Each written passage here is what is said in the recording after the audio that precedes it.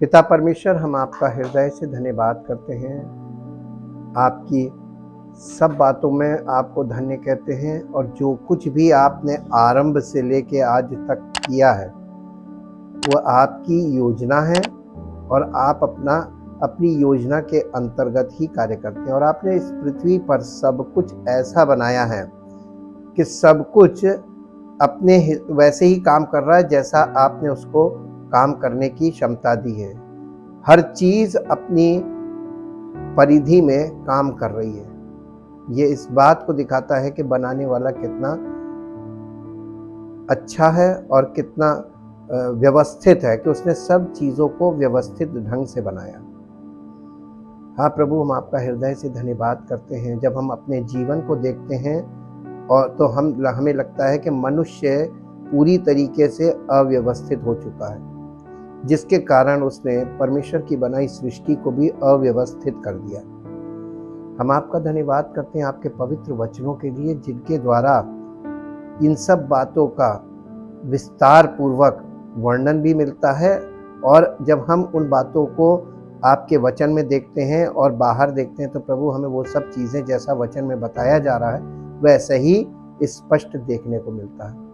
हम आपका बहुत धन्यवाद करते हैं अद्भुत कार्यों के लिए जो आप करते हैं। हम आपका धन्यवाद करते हैं वो कार्य प्रभु जो सिर्फ आप ही कर सकते हैं, उसके लिए धन्यवाद करते हैं, क्योंकि हम प्रयास भी नहीं कर सकते और हमारा प्रयास किसी काम का नहीं होगा, क्योंकि जो कार्य आप करते हैं वो आप ही कर सकते हैं। इसलिए प्रभु आपके पास समर्पण करते हैं अपने आप को और चाहते हैं प्रभु आपकी योजना और आपकी इच्छा हमारे जीवन में लागू हो और आपकी महिमा हमारे जीवन में प्रकट हो, ताकि आपका नाम महिमा पाए। धन्यवाद के साथ इस प्रार्थना को आपके इकलौते पुत्र प्रभु यीशु मसीह के नाम से मांगते हैं, आमीन। Praise the Lord. हम परमेश्वर का धन्यवाद करते हैं, वो परमेश्वर जो आरंभ से सृष्टि को बनाकर आरंभ से सृष्टि को चलाने का काम कर रहा है। उसकी महिमा अपरंपार है और वो हम सब के जीवन में अद्भुत आश्चर्य कर्म के द्वारा अपनी महिमा को प्रकट करता है। व्यवस्था और अनुग्रह, पुरानी वाचा और नई वाचा, और इन दोनों यानी पुरानी वाचा व्यवस्था और अनुग्रह, पुरानी वाचा और नई वाचा, ये दो भागों में बाइबल को हम लोग देखते हैं। पुरानी वाचा में क्या चीज रह गई थी जो नई वाचा में पूरी की जा रही है। पुरानी वाचा में परमेश्वर ने जिन लोगों से वो वाचा बांधी थी उन लोगों में क्या समस्या थी जो नई वाचा में परमेश्वर ने सुधार करके आज सबके लिए नई वाचा को नियुक्त किया है। और यीशु मसीह के लहू की वाचा, नई वाचा यीशु मसीह के लहू की वाचा है। व्यवस्था और अनुग्रह की ये दो वाचाएं परमेश्वर के वचन में एक प्रमुख विपरीत विषय को प्रस्तुत करती है, क्योंकि व्यवस्था तो मूसा के द्वारा दी गई, परंतु अनुग्रह और सच्चाई यीशु मसीह के द्वारा आया, जैसा कि वचन में लिखा हुआ है। इन दोनों वाचाओं के बीच के अंतर को समझना परमेश्वर की मंशा के अनुसार मसीही जीवन जीने के लिए अत्यंत महत्वपूर्ण है। परमेश्वर की व्यवस्था हमें बताती है कि वो चाहता है कि पवित्रता हमारे हमारे जीने के तरीके को चित्रित करें। परमेश्वर की व्यवस्था हमें क्या दिखाती है कि तुम पवित्र बनो।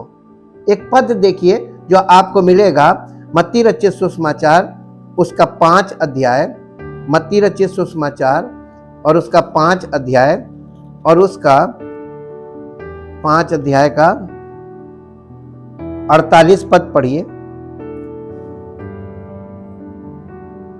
5 अध्याय 48 पद। इसलिए चाहिए कि तुम सिद्ध बनो।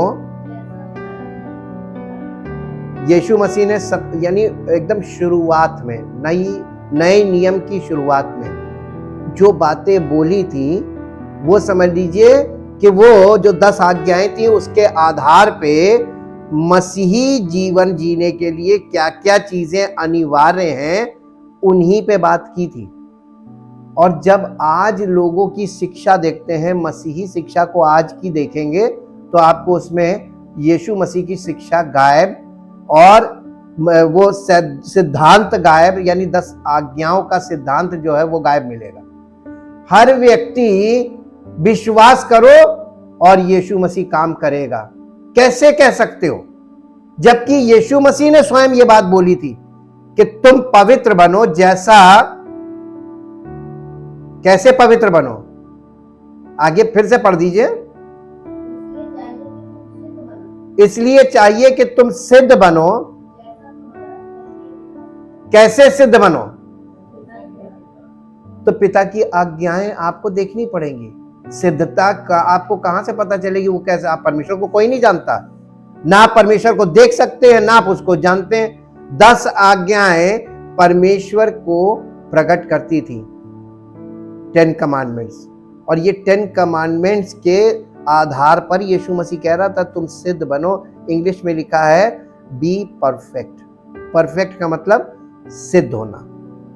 आज किसी व्यक्ति को जो अपने आप को कहता मैं मसीही हूं, मैं मसीही विश्वासी हूं, आपको उसके जीवन में कोई सिद्धता दिखाई देती है? अगर आप कहते हैं नहीं, तो फिर आप उसको मसीही मत बोलिए, क्योंकि आप अगर समझदार हैं और परमेश्वर के वचन को अंडरस्टैंड करते हैं तो आपको उसको मसीही कहना ही नहीं चाहिए, क्योंकि वो व्यक्ति जो सिद्ध नहीं है वो मसीही नहीं है, ये मान के चलिए। क्योंकि ये जो सच्चे मसीही लोग हैं वो सिद्ध नहीं हो सकते, लेकिन पवित्र आत्मा हमें सिद्ध करता है, और सिद्धता का प्रमाण है आत्मा के फल। जब तक आत्मा के फल प्रकट नहीं है कोई व्यक्ति सिद्ध नहीं है, और जब तक सिद्ध नहीं है वो मसीही नहीं है। इसीलिए ये जो व्यवस्था थी, 10 आज्ञाएं, ये क्या थी? ये God's law tells us that he desires holiness to characterize the way we live, यानी हमारा जीवन पवित्रता का जीवन हो, और अगर हमारा जीवन पवित्रता का जीवन नहीं है तो हम विश्वासी नहीं है, मसीही विश्वासी तो नहीं है। बाकी संसार में जैसे विश्वासी हम वैसे हैं। आप किसी और पर विश्वास करते हैं वो बात अलग है, लेकिन आप यीशु मसीह पर नहीं करते हैं, और यीशु मसीह पर विश्वास करने वाला व्यक्ति सिद्ध होगा, और अगर सिद्ध नहीं है तो वो मसीही नहीं है। Only God's grace can provide such godliness in our lives. आपको मालूम है व्यवस्था हमें यह दिखाती है पवित्र बनो, तो अनुग्रह हमसे कहता है, अनुग्रह ये है, यानी लॉ एंड ग्रेस ये डिफरेंस है, और grace of God can provide such godliness in our life, यानी ये पवित्रता हमको परमेश्वर के अनुग्रह में प्राप्त होगी। तो जब तक हमें ये पता नहीं चलेगा कि अनुग्रह किस हमारे जीवन में प्रभु ने क्या किया है, पहला अनुग्रह तो ये कि हम अपवित्र पापी मनुष्य हैं, और व्यवस्था में दिखा रही है पवित्र बनो, तभी तुम परमेश्वर की उपस्थिति में प्रवेश पाओगे। तो अनुग्रह से परमेश्वर क्या कर रहा है? हमें पवित्र बनाता है। जब परमेश्वर हमें पवित्र बनाता है तब हम परमेश्वर की उपस्थिति में जाने के लायक हो जाते हैं। तो लॉ अगर हमको ना दिखाए कि परमेश्वर क्या चाहता है, तो अनुग्रह हम पर कैसे होगा, और हमें पता कैसे चलेगा कि परमेश्वर का अनुग्रह हुआ? लोग अनुग्रह मालूम किसको बोलते हैं? Miss interpretation. आपको कुछ मिल गया, अरे भैया प्रभु का अनुग्रह है ये। अरे किसको तुम अनुग्रह कहते हो? तुम्हें भी ABCD नहीं मालूम अनुग्रह की? अनुग्रह का मतलब होता है the definition of grace is unmerited favour of God.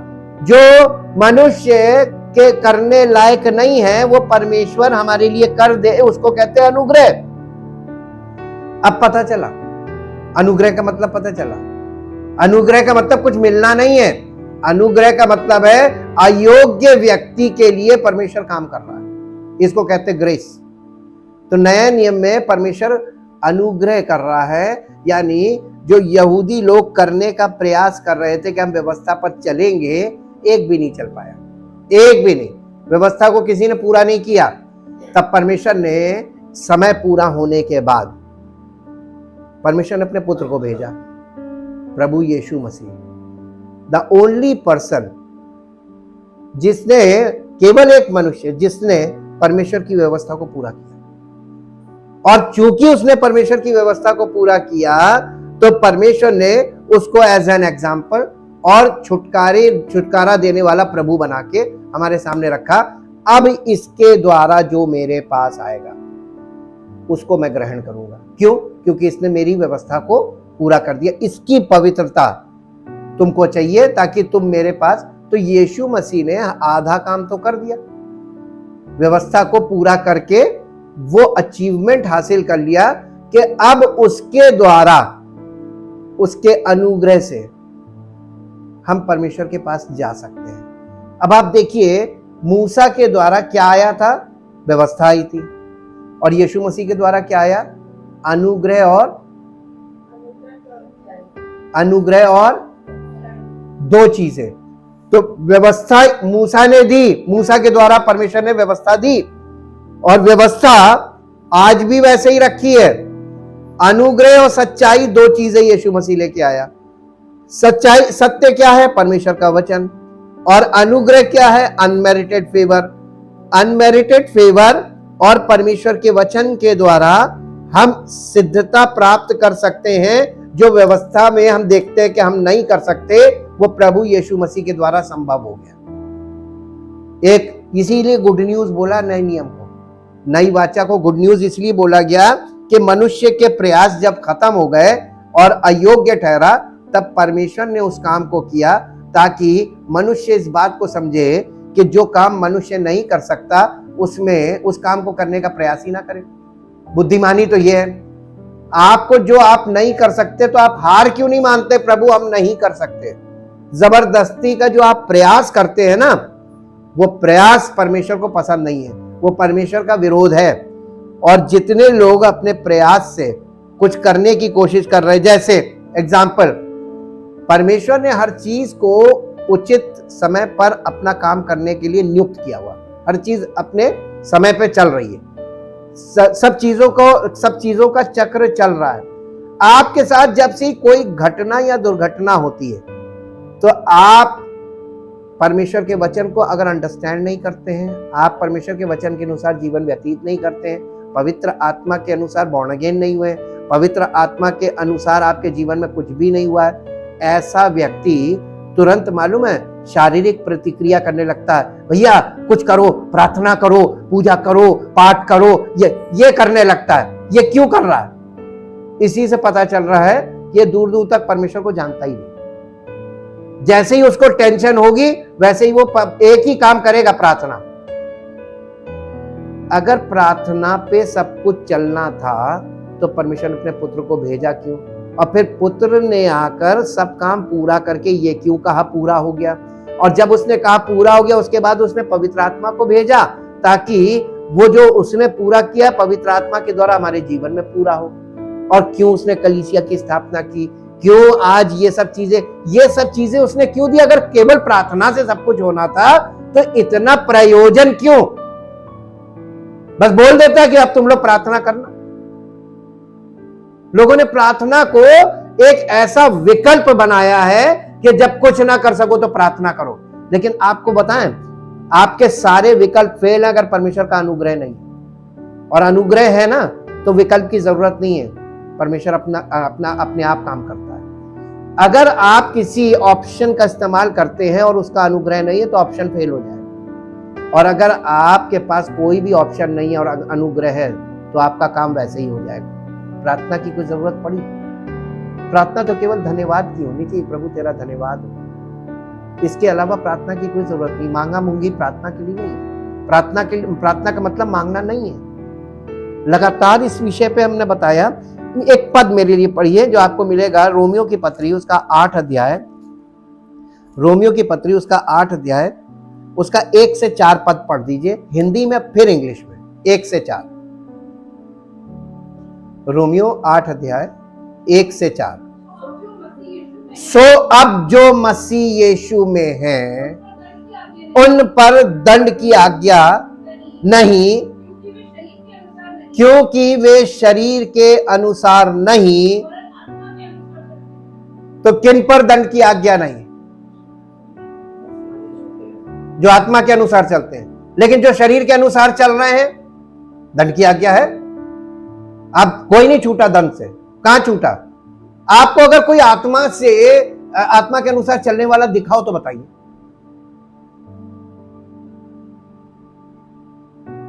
और अगर आपको नहीं दिखा, इसका मतलब ये नहीं कि ये परमेश्वर का वचन व्यर्थ है, व्यर्थ लिखा हुआ नहीं। परमेश्वर अपने वचन के आधार पे ही काम करता है। वह आपकी किसी दलील को नहीं मानेगा जो आप लेके खड़े हैं। आगे पढ़िए।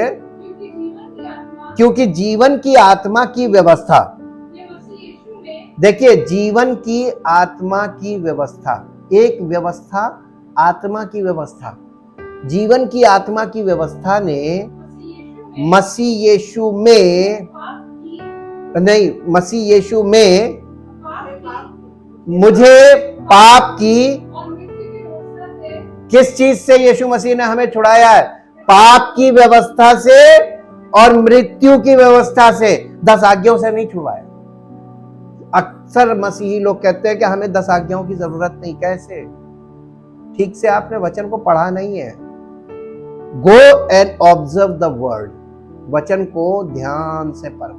जी, स्वतंत्र कर दिया, पाप से स्वतंत्र किया और मृत्यु से स्वतंत्र किया, आत्मिक मृत्यु से। जी, क्योंकि जो काम व्यवस्था शरीर के कारण दुर्बल होकर ना कर सकी, उसको परमेश्वर, यानी पुराने नियम में व्यवस्था नहीं फेल हुई थी। लोग कहते हैं व्यवस्था फेल हो गई ना, पुराने नियम के विश्वासी या यहूदी लोग फेल हुए थे। यहूदी लोग फेल हुए तो व्यवस्था नहीं फेल हुई थी। यीशु मसीह ने उसी व्यवस्था को पूरा किया जिसे वो पूरा नहीं कर सके। जी, अर्थात अपने ही पुत्र को पापमय शरीर की समानता में और पाप के बलिदान होने के लिए भेजकर शरीर में पाप पर दंड की आज्ञा दी। बस इसके बाद आप इसको इंग्लिश में पढ़िए। Therefore, there is now no condemnation, though no adjudging guilt of wrong for those who are in Christ Jesus, who live and walk not after the dictates of the flesh, but after the dictates of the spirit। इसके आगे एक reference पढ़ा होगा, यूहन्ना 3:18, वहां पे जाके घर में पढ़ के देखिएगा। यह हर बात कहीं से जुड़ी हुई है। इसको बोलते हैं क्रॉस रेफरेंस या चेन रेफरेंस। अब इसके बाद second verse, for the law of the spirit of life, the law of the spirit of life का मतलब मालूम क्या है? In Christ Jesus, in Christ Jesus. इसमें लिखा है ना which is in Christ Jesus, the law of our new being has freed me from the law of sin and of death. Born again क्यों जरूरी है? क्योंकि आप ये दो चीजों से छूटते हैं तभी बॉर्न अगेन होते हैं। यानी आप पाप से और यानी पेनल्टी ऑफ सिन, जब आप इससे छूट जाते हैं तो आपको पवित्र आत्मा मिल जाता है, तो आप पाप और मृत्यु दोनों से छूटकर अनंत जीवन के मार्ग के लिए तैयार हो जाते हैं। वहां से आपके मसीही जीवन की शुरुआत है। The origin of Christian life, the starting point of Christian life, जब आप बॉर्न अगेन होते हैं। उसके पहले आप फिजिकली जो कर रहे हैं वो क्रिश्चियन लाइफ नहीं है, वो मसीही विश्वास नहीं है, ना मसीही जीवन है। वहां जीवन है नहीं, लाइफ जोई होना चाहिए। और आप बायोस में हैं, फिजिकल लाइफ में। जी, अब आपको यहां पे ये चीज क्लियर हो गई होगी कि वो यहूदी लोग, व्यवस्था नहीं फेल हुई थी, यहूदी फेल हो गए थे। उसे पूरा करने में असमर्थ थे, तो पहले ही बोल देना चाहिए ना, प्रभु हम नहीं कर सकते। लेकिन उन्होंने इतना उसको रूप बिगाड़ दिया, उसको देखकर अपने आप को देखना था कि मैं पापी हूं और अपने पापों का अंगीकार करना था। जब नए नियम की शुरुआत होती है तो नए नियम की शुरुआत यहूदियों से ही हो रही है, पुरानी वाचा के लोगों के द्वारा ही हो रही है। आप जब 4 सुसमाचार पढ़ते हैं, 4 सुसमाचार में जो पहला सुसमाचार है मत्ती रचित सुसमाचार, ये सुसमाचार यहूदियों के लिए है। The gospel of Matthew is for the Jews, ये यहूदियों के लिए है। और यहूदियों के लिए है तो इसकी शुरुआत में यीशु मसीह, ये इसमें देखिए हम आपको प्रमाण देते हैं कि कौन सा सुसमाचार किसके लिए है। आप कैसे सुसमाचार के द्वारा भी सीख सकते हैं कि प्रभु यीशु मसीह किन लोगों से शुरुआत कर रहे हैं, तो शुरुआती मैसेज किन लोगों को है और ऐसा क्यों। जब ये आप मत्ती रचित सुसमाचार खोलते हैं, इसका पहला अध्याय और पहला पद क्या है? इब्राहिम की संतान, दाऊद की संतान, यीशु मसीह की वंशावली।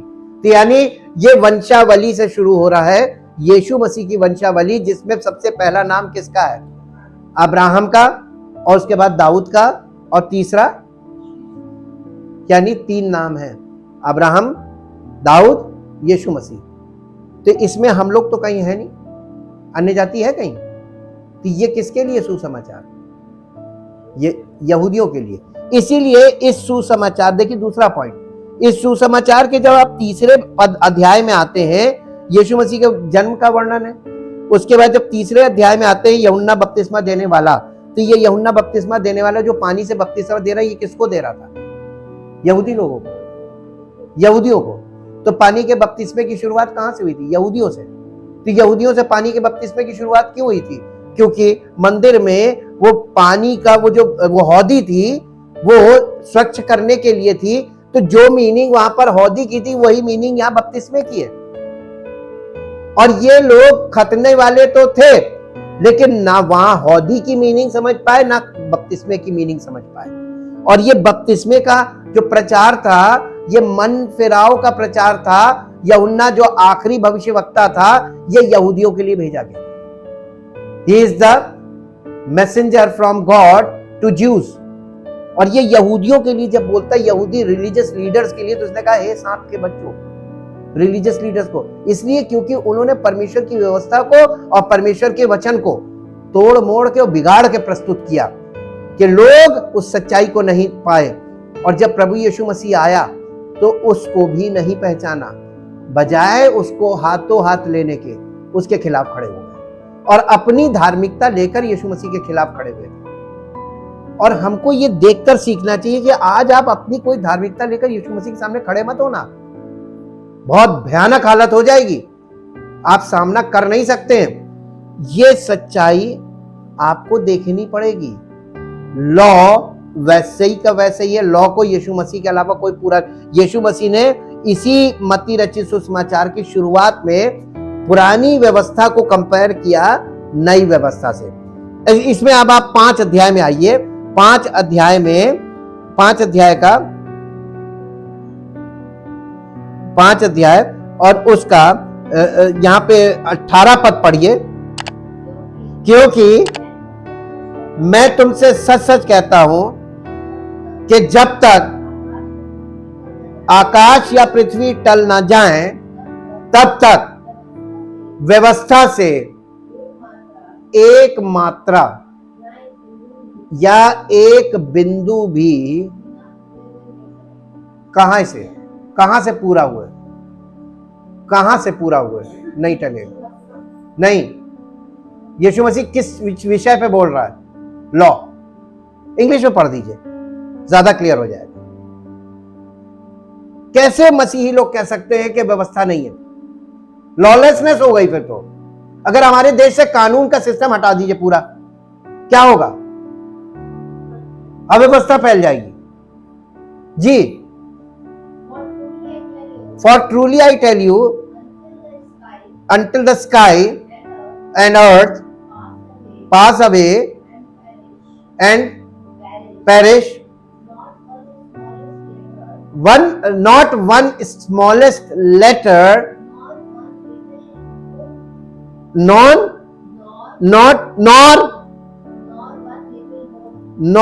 one little hook identify certain Hebrew letters के कौन सी भाषा की बात कर रहा है? व्यवस्था किस भाषा में थी और लिख के किसने दी थी? परमेश्वर ने अपनी उंगली से लिखा था, हिब्रू लेटर में लिखा था। और यीशु मसीह कह रहा है कि वो जो लिख के दिया था ना पिता ने, वो जब तक ये पूरा आकाश और पृथ्वी नए नहीं हो जाएंगे तब तक, और जब तक वो एक एक उसका डॉट, जब आप कोई लिटरेचर पढ़ते तो उसमें ग्रामर में आपने कॉमा देखा होगा, सेमीकोलन देखा होगा, कोलन देखा होगा, इन्वर्टेड कॉमा देखा होगा। इसको क्या बोलते हैं मालूम है? पंक्चुएशन। इसका कोई काम नहीं है क्या? आप बाइबल पढ़ते हैं, आप ग्रामर के साथ पढ़ते हैं कि बिना ग्रामर के पढ़ते हैं? खैर ये प्रश्न मैंने बिना ग्रामर के आप उसका अर्थ बिगाड़ देंगे। जैसे कानून व्यवस्था को हटा दीजिए तो जो अव्यवस्था फैलती है ना, सब अपने अपने मन से अपना अपना विचार लेकर खड़े हो गए, सब सही, वही दशा हो जाएगी अगर आप ग्रामर हटा दें लिटरेचर से। और यहूदी लोग लिटरेचर को, उसकी ग्रामर को, और आज भी लोग बाइबल पढ़ते समय ग्रामर खा जाते हैं, ग्रामर का कोई काम ही नहीं समझते। यहां पर यीशु मसीह बहुत बड़ी बात बोल रहे हैं और वो ये कह रहे हैं 18वें पद में, इंग्लिश में फिर से इसको पढ़ेंगे क्योंकि ये बहुत important. For truly I tell you until the sky and earth pass away and perish, not one smallest letter, nor one little hook identifying certain Hebrew letters will pass from the law until all things it foreshadows, यानी व्यवस्था जो तुमको दिखा रही है, it foreshadows are accomplished, जब तक वो सब कुछ पूरा नहीं होगा व्यवस्था के अनुसार जो व्यवस्था तुमको दिखा रही है। इसका मतलब व्यवस्था कुछ दिखा रही थी, है ना? लोगों ने नहीं देखा। क्यों नहीं देखा? बॉर्न अगेन थे नहीं। आज भी वही दशा है, मैक्सिमम लोग बॉर्न अगेन नहीं है, और बॉर्न अगेन ना होने के कारण वो उस चीज को नहीं देख सकते जो व्यवस्था में दिखाई जा रही थी। क्या आप देखना चाहते हैं? बॉर्न अगेन होना पड़ेगा। और जन्म किसी का उसके अपने वश में नहीं है, ना माता पिता के वश में है कि वो उनके चाहने से हम पैदा नहीं हुए। हम पैदा हुए हैं ये परमेश्वर के अनुग्रह से और परमेश्वर की इच्छा योजना से। फिजिकल संतान भी मनुष्य की इच्छा से पैदा नहीं होती है, वो भी परमेश्वर के अनुग्रह से ही पैदा होती है। तो आत्मिक जन्म किसके अनुसार होगा? परमेश्वर की इच्छा के अनुसार। परमेश्वर की इच्छा उसके जीवन में कब होगी? जब वो परमेश्वर के वचन में और व्यवस्था में मन लगाएगा। तब परमेश्वर देखेगा अच्छा ये मन लगा रहा है। आपको मालूम है पुराने नियम के वो सारे कैरेक्टर्स को आप देखिए जिन को परमेश्वर ने, बहुत नाम है जिनका, जैसे दाऊद हुए, इब्राहिम हुए, नूह हुए, इन सब के जीवन में जो कॉमन चीज आपको देखने को मिलेगी, ये गॉड सेंटर्ड थे, बॉर्न अगेन नहीं थे, बट गॉड सेंटर्ड। इनका पूरा फोकस परमेश्वर पर था कि वो करेगा, वो चाहेगा, और ये परमेश्वर को मन लगाए रहते थे, परमेश्वर को देखने, वो परमेश्वर को खोजा करते थे मन में कि प्रभु, कहीं पे प्रभु दिख जाए, उसका दर्शन हो जाए। इनके अंदर ये इच्छा थी, इसलिए परमेश्वर ने इनकी इच्छा को पूरा किया, इन्हें दर्शन भी दिया और इनके द्वारा कार्य करके इन्हें महिमा दी। आज इनका नाम सब लोग लेते हैं, नूह का, दाऊद का, अब्राहम का, ये हीरो बन गए, फेथ हीरोज कहलाते हैं, विश्वास में हीरो बने, क्योंकि इनका जीवन, परमेश्वर इनको दर्शन क्यों दिया?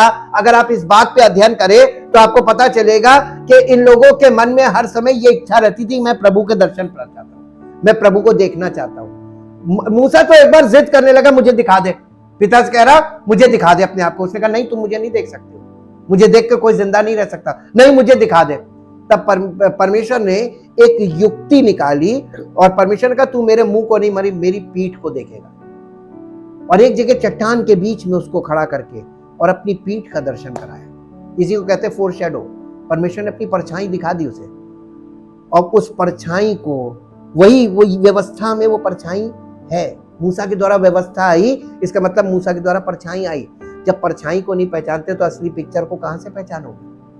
वो परछाई व्यवस्था में थी। अब एक पद इसी के साथ और पढ़िए, आपको कंफर्म हो जाएगा यीशु मसीह यहाँ पे क्या बोल रहे हैं। ये यहूदियों के लिए ही बोला गया है। और उद्धार में मालूम सबसे पहला भाग किसका है? इसीलिए बोला गया फर्स्ट ज्यू देन जेंटाइल।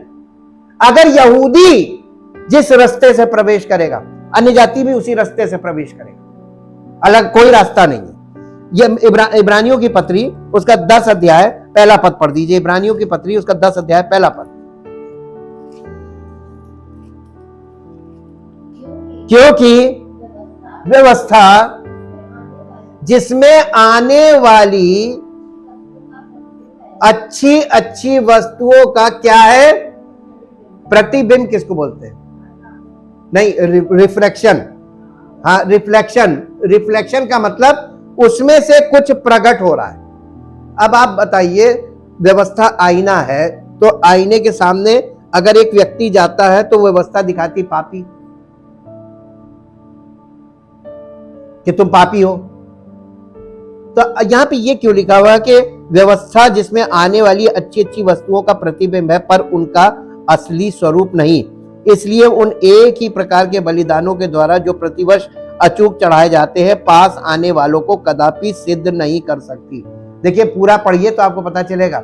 जब ये लोग वहां जाते थे व्यवस्था के सामने तो ये पता चल जाता तुम अयोग्य हो, जाओ फिर से बलिदान चढ़ाओ। सारी जिंदगी यहूदी बलिदान चढ़ाते रहे, आज भी चढ़ा रहे। उद्धार क्यों नहीं मिला? व्यवस्था से सिद्ध क्यों नहीं हुआ?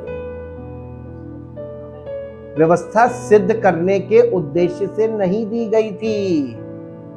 इस बात को समझना था व्यवस्था का उद्देश्य। और लोग व्यवस्था, आप कानून में जाकर अपने आप को वहां पे पवित्र ठहराने के लिए जाते हैं, या आपको कानून में निर्दोष ठहराया जाता, वो भी मुकदमा फाइनल होने पे कि आप दोषी हैं कि निर्दोष। तो कानून का काम क्या है? दोष लगाना या निर्दोष ठहराना, यही तो काम है। व्यवस्था का काम क्या है? निर्दोष ठहराना। ये न्यायालय का काम यही है बस। न्यायालय आपको धर्मी नहीं ठहराता। तो लोग व्यवस्था को ऐसे क्यों समझ रहे हैं कि इससे अगर हम आज्ञा मानेंगे तो हम परमेश्वर के पुत्र बन जाएंगे? ना, आज्ञा माने, आप कानून का पालन कीजिए। कभी कोई कानून आपने ना तोड़ा और आप कहिए कि मुझे इनाम दो, मैंने आज तक कोई कानून नहीं तोड़ा। इनाम किस बात का? हर नागरिक की यही जिम्मेदारी कि कानून का पालन करे, ना तोड़े। लेकिन क्या यह संभव है कि कोई कभी कानून ना तोड़े? असंभव है। टूटेगा आपसे, टूटेगा। मानते कि नहीं मानते? कानून टूटेगा ना भैया। आपके स्वभाव को देख लीजिए। क्रोध में उठाया, किसी को मार दिया, मार लीजिए वो मर गया, तो आपने क्या किया? मर्डर कर दिया कानून के अनुसार। तो आपके ऊपर मुकदमा तो चलेगा 302, 307। जब तक कानून में, वहां से आपको सजा ही होगी। अनइंटेंशनली आपने जानबूझ के नहीं किया तो सजा कम होगी, जानबूझ के किया तो सजा ज्यादा होगी। बस इतना फर्क है, लेकिन सजा होगी। कानून के द्वारा सजा है जी। अब यहां पर ये मिलन नहीं तो उनका चढ़ाना बंद क्यों नहीं हो जाता? इसलिए जब सेवा करने वाले एक ही बार शुद्ध हो जाते तो फिर उनका विवेक उन्हें पापी ना ठहराता, परंतु उनके द्वारा प्रतिवर्ष पापों का स्मरण होता है। यानी व्यवस्था के द्वारा प्रतिवर्ष पापों का स्मरण हो रहा है। आज तक ये चल रहा है, क्योंकि ये होना है कि बैलों बकरों का लहू पापों को दूर करे। इसी कारण वो जगत में आते समय कहता है। अब देखिए, यीशु मसीह जब जगत में आ रहा है तो यीशु मसीह काहे के लिए आया था? अनुग्रह करने आया था, दोष लगाने नहीं आया था। व्यवस्था ने ऑलरेडी रखी हुई है दोष लगाने के लिए। यीशु मसीह ने कहा कि मैं तुम पर दोष नहीं लगाता, क्योंकि दोष लगाने के लिए तो मूसा है ना। उसका कहने का मतलब तो व्यवस्था तो है। यहूदी लोग तुरंत समझ जाते थे उसकी भाषा। आजकल के लोग उसकी भाषा नहीं समझेंगे यीशु मसीह की, क्योंकि उसने बात करी थी सबसे पहले यहूदियों से। हमसे बात कर रहा है पवित्र आत्मा।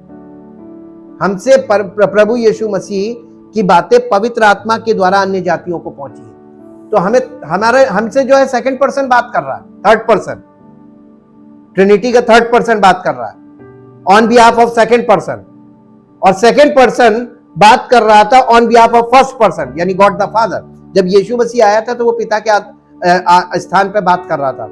अब यीशु मसीह के स्थान पे पवित्र आत्मा बात कर रहा है। इसलिए आपको परमेश्वर के वचनों को अच्छी तरीके से समझना है। Only God's grace can provide such godliness in our life. God's law tells us that He wants Christ-like love to permeate our attitudes and relationships. Only God's grace can develop such love in us. यानी इसका कहने का मतलब यह है कि परमेश्वर की व्यवस्था हम में अगापे लव चाहती है, निस्वार्थ प्रेम हमारे अंदर हो, लेकिन हो नहीं सकता। केवल यीशु मसीह के द्वारा ही वो प्रेम हमारे अंदर पैदा हो सकता है और वो प्रेम में हम बढ़ सकते हैं। यानी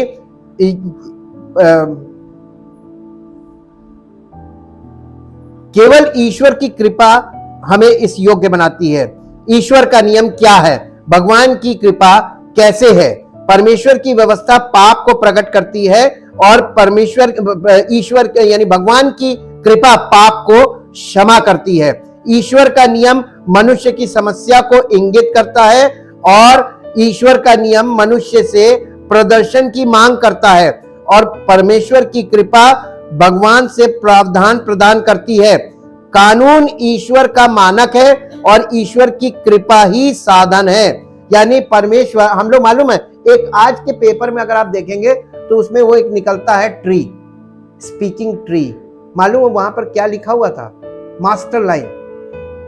पहले के लोग दर्शन में विश्वास करते थे, आजकल के लोग प्रदर्शन में विश्वास करते हैं। आज सच्चाई कहां खत्म हो गई? आज लोग दर्शन की बात नहीं करते हैं, आज प्रदर्शन करने में लगे हैं। चाहे आप किसी भी उसमें चले जाइए, सब जगह प्रदर्शन चल रहा है। कलीसियाओं में जाइए तो प्रदर्शन चल रहा है, दर्शन कहीं नहीं। और परमेश्वर का वचन दर्शन शास्त्र है। आपको दर्शन से नहीं, आजकल प्रदर्शन चल रहा है। और ये जो मूसा ने हमें जो दिया था, ये ईश्वर का मानक है, लॉ। ईश्वर की कृपा ही साधन है। परमेश्वर की व्यवस्था आत्मिक मापने की छड़ी है, स्पिरिचुअल मानक है, स्टैंडर्ड्स। और लोग मालूम क्या कहते हैं? जब वो देखते हैं कि ये इम्पॉसिबल है तो कहते नहीं, हम लोग के लिए नहीं है, हम तो यीशु मसीह में आ गए ना। हम आपको इसी हफ्ते में वो सारे प्रश्न जो आपके अंदर बैठे रहते हैं कि हम तो नए नियम में आ गए, हम तो प्रभु में आ गए, अब हमारे पर लागू नहीं होता, वो सारे जितने भी वो है ना, उन दलीलों को आपके सामने रखेंगे वचन के आधार पे, और पता चल जाएगा कि ये सब ईश्वर की कृपा ही साधन है। परमेश्वर की व्यवस्था आत्मिक मापने की छड़ी है जो जीवनों का मूल्यांकन करती है, और परमेश्वर का अनुग्रह पोषण करने वाला संसाधन है जो आध्यात्मिक जीवन उत्पन्न करता है। परमेश्वर की व्यवस्था हमें परमेश्वर के चरित्र के बारे में बताती है, और परमेश्वर की कृपा हम में उस चरित्र को पुनः उत्पन्न करती है। ईश्वर का नियम वो प्रभाव है जो ईश्वर देखना चाहता है। अनुग्रह ईश्वर का वो कारण है जो उस प्रभाव को सामने लाता है। और इसलिए हमें परमेश्वर के इच्छा के अनुसार, अपनी इच्छा के अनुसार नहीं, आपको क्या पसंद है इसे आप परमेश्वर के सामने कभी थोपिएगा मत, बल्कि हमेशा जब परमेश्वर की उपस्थिति में आए तो उसकी इच्छा को अपने जीवन में ग्रहण कीजिएगा। प्रभु तेरी मर्जी पूरी हो, तेरी इच्छा अगर यही है तो मेरे लिए ये कष्ट आपकी ओर से वरदान है। पौलुस क्या कहने लगा? मैं अपनी निर्बलताओं पर घमंड करूंगा, और उसने कहा मेरे देह में एक कांटा चुभाया गया है, ऐसा ना हो कि मैं प्रकाशनों की बहुतायत के कारण कहीं घमंड से फूल जाऊं। उसने शैतान का एक दूत ठहराया जो मुझे मुक्के मारे। क्यों? उसने कहा ये शरीर में जो कष्ट है ये हमें परमेश्वर पे फोकस कराए रखता है। जैसे ही आपको पूरी स्वतंत्रता मिल जाती है और सारी चीजें जो आपको चाहिए, आपकी इच्छा पूर्ति हो गई, तो परमेश्वर की जरूरत आपको खत्म हो जाएगी। परमेश्वर की जरूरत किसको रहती है? जिसके पास कमी रहती है। आपकी पूर्ति करने वाला आपको, देखिए बच्चों को माँ बाप की जरूरत क्यों रहती है? कब तक रहती है? नहीं, बड़े भी रहते हैं जब तक वो बेरोजगार हैं, जब तक वो किसी काम के नहीं है। माँ बाप उनके लिए बहुत कीमत रखते हैं। मेरे पापा को कुछ ना हो, मम्मी को कुछ ना हो, क्यों? मेरा काम चल रहा है ना। और जिस दिन वो अपने पैरों पे आ जाता, अच्छा सब कुछ का हो जाता उसके पास, यानी सक्षम कमाने में, तब माँ बाप की वैल्यू क्या होगी? क्यों? क्योंकि आवश्यकता ही खत्म हो गई। उसे मिल गया सब कुछ, उसको अपना संसार मिल गया, संसाधन मिल गया, संसार मिल गया। तो कब तक बच्चों के साथ, बच्चों यानी माता पिता की वैल्यू बच्चों के लिए कब तक है? जब तक वो असमर्थ है। आप ये बताइए, सच्चे विश्वासी किसको बोलेंगे? जो सक्षम है या जो असमर्थ है? बताइए।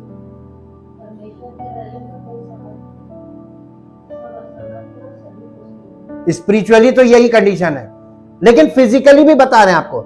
इसीलिए यीशु मसीह ने कहा था, धनवान का स्वर्ग के राज्य में प्रवेश असंभव है। मालूम क्यों? बॉर्न अगेन नहीं होगा कभी।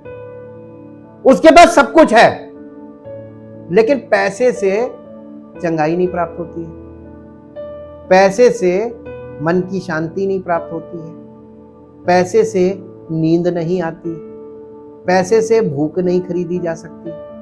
जो चीजें पैसे से नहीं प्राप्त होती है, तो पैसे वाले लोगों के पास सिर्फ पैसा है अपनी मनमानी के लिए, लेकिन उनके पास बाकी कुछ नहीं है। तो एक्चुअल में देखिए तो स्पिरिचुअली कंगाल है। शारीरिक तौर पर धनी, आत्मिक तौर पे कंगाल। और जो आत्मिक तौर पे कंगाल, शारीरिक तौर पे कंगाल है, वो आत्मिक तौर पे धनी हो जाते हैं। यीशु मसीह ने कहा कि कंगालों को सुसमाचार सुनाया जाता है। तो वो कंगाल कौन है जिनको सुसमाचार सुनाया जा रहा है? ये शारीरिक तौर पर जो कंगाल हैं, जिनके पास यानी क्षमता नहीं है, पैसे नहीं है इलाज कराने के लिए। यीशु मसीह ने किनको चंगा किया था? इन्हीं लोगों को किया था जिनके पास इलाज के पैसे नहीं हुआ करते थे। उनको यीशु मसीह चंगा कर देता था। आज यीशु मसीह चंगा क्यों नहीं कर रहा है? आज सबके पास इलाज के पैसे हैं, सब इलाज करा सकते हैं, लेकिन आज भी जो लोग वाकई में असमर्थ हैं, जिनके पास बिल्कुल पैसा नहीं होता, चंगाई मिल जाती है। इसका अनुभव बहुत से लोगों ने कोविड के दौरान किया होगा। हम लोगों की कंडीशनें खराब हुई, बहुत पैसे नहीं थे, बहुत बड़े हॉस्पिटल में नहीं जा सकते थे, इलाज नहीं करा सकते थे, चंगा किया। उसे मालूम था कि ये मेरे पर निर्भर है, इनको चंगा करूंगा। उसकी मर्जी उसने पूरी की। वो चंगा आज भी करता, वैसे ही करता है। उसका काम में कोई कमी नहीं है। हम लोगों की समझ बिगड़ चुकी है और हम परमेश्वर के वचन को मिस इंटरप्रेट करते हैं, और यही मिस इंटरप्रिटेशन का प्रचार चल रहा है, जिसे हम झूठी शिक्षा कहते हैं। परमेश्वर के वचन को पढ़ने से पहले आपको पवित्र आत्मा के मार्गदर्शन की जरूरत है।